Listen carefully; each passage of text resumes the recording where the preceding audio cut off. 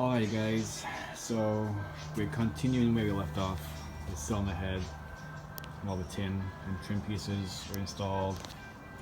A new used exhaust is installed.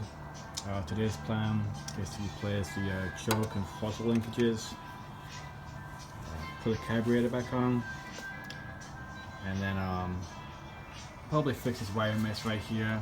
Got to replace this positive cable here, so the nut on the starter solenoid is soaking in penetrating oil right now.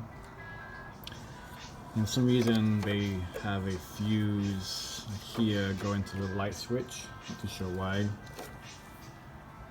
I'm going to assume that once the battery is installed, there's a very slim possibility that this will crank over. I'm sure the wiring is a mess, but you never know. So the first thing to do today is get this choke cable out. You can just see where it's going up there, and then the throttle cable is also there, which we're going to replace also. So the new used throttle cable is installed, which is now working.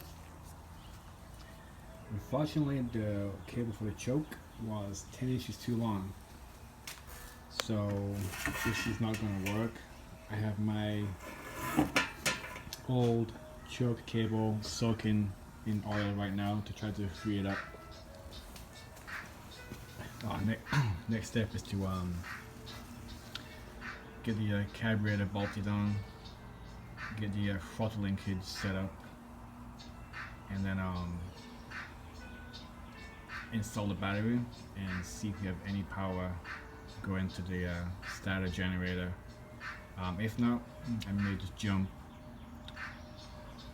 the battery directly to the starter generator and see if we can get into